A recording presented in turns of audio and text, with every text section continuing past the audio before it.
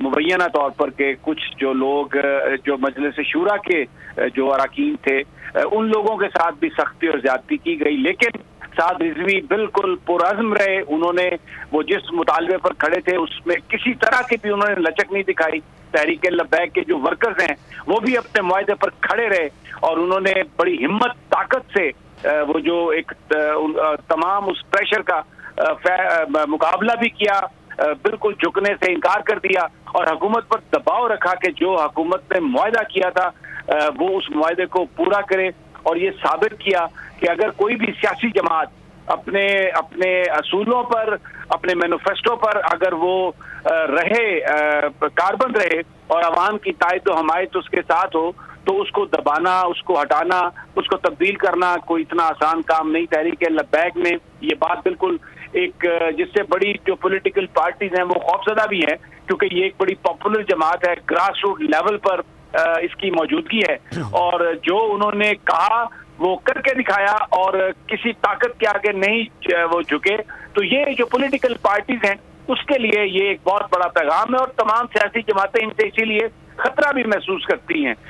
کہ یہ جو بات کہتے ہیں اس پر عمل درآمد کے لیے کسی بھی حد تک جا سکتے ہیں. بہرحال ایک اچھی خبر. اور اب یہ معاملہ اچھا سمیع صاحب، میں تھوڑی سی وضاحت چاہوں گا، اس کی تھوڑی سی اگر آپ کلیئرٹی دیجیے گا. ایک تو فورتھ شیڈول میں تقریباً کو 550-600 لوگوں کے نام تو خارج کر دیے تھے حکومت نے، محکمہ داخلہ پنجاب نے بھی، لیکن کیا اس وقت جتنے بھی مقدمات خاص طور پر علامہ سعد رضوی کے حوالے سے وہ بھی ختم ہو گئے ہیں اور اب کسی قسم کے کوئی مقدمات ان کے حوالے سے کوئی مختلف مقدمات ان کے خلاف درج کر دیے گئے تھے وہ سب ختم ہو گئے؟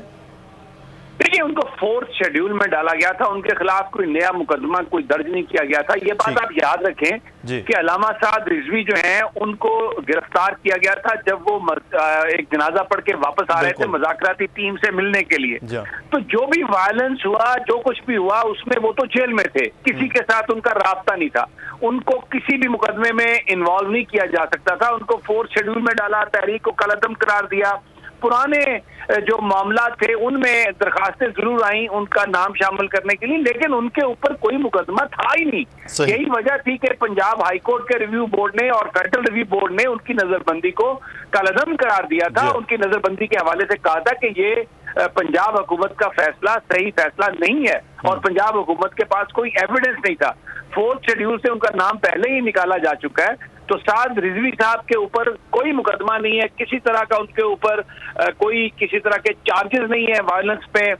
جانے کے، وہ کسی جگہ پر موجود ہی نہیں تھے. وہ تو حکومت کی حراست میں تھے اور لبیک کے ساتھ ان کے ورکرز کے ساتھ ان کا کسی طرح سے بھی کوئی رابطہ نہیں تھا. یہ جو سارے کے سارے جو ایک پروپیگنڈا کیمپین تھی، کیونکہ حکومت جو تھی یہ ایک ثابت کرنا چاہ رہی تھی کہ یہ کالعدم تحریک ہے اور بڑا اس میں ہم نے دیکھا وزراء کی پریس کانفرنسز کہ جناب یہ واٹس ایپ گروپ ہے، انڈیا ہے، اور جو ایک طریقہ ہوتا ہے کہ جو بھی مخالفت کرے اس کو بھارتی ایجنٹ بنا دو، اس کو غداری کا اس پر الزام لگا دو. یہ سارے ہتھ کنڈے استعمال کیے گئے، لیکن جو ان کے فالوورز تھے نہ انہوں نے اس بات کو تسلیم کیا اور نہ عام پاکستانی نے اس پروپیگنڈے کو تسلیم کیا. تو سعد رضوی پر کسی طرح کا بھی کوئی مقدمہ نہیں ہے، کسی طرح کا بھی کوئی ان پر الزام نہیں ہے. ایک حکومت نے معاہدہ کیا، جب حکومت اس معاہدے سے مکرنے لگی تو انہوں نے اس وقت ایک الزام لگانے کے لیے پھر یہ جو سارا وائلنس ہوا تھا اس کا بھی انہوں نے تحریک لبیک سے مطالبہ کیا کہ آپ ایک کمیشن بنائیں اور دیکھیں کہ وہ احتجاج میں وائلنس اور تشدد کا جو عنصر تھا وہ کس نے شامل کیا، وہ کون لوگ تھے جو آ کے فائرنگ کرتے رہے، کیونکہ ان کے ورکرز کے پاس تو اسلحہ وغیرہ تھا بھی نہیں. تو یہ خیر ایک بڑی کہانی، بڑی سازش ہے جو وقت کے ساتھ ساتھ کھلے گی. لیکن ابھی علامہ سعد رضوی رہا ہو گئے، تحریک لبیک نے یہ بتایا، ان کے ترجمان نے بتایا، اور وہ بھی یتیم خانہ چوک جہاں پر مسجد رحمت اللہ العالمین ہے وہاں پر وہ پہنچیں گے. وہاں پر بے پناہ ورکرز میں اشتیاق ہے، لوگ وہاں پر اکٹھے ہو رہے ہیں، ویسے بھی اکٹھے ہو رہے تھے. تو آج کیونکہ وہ جو خادم حسین رضوی صاحب کی جو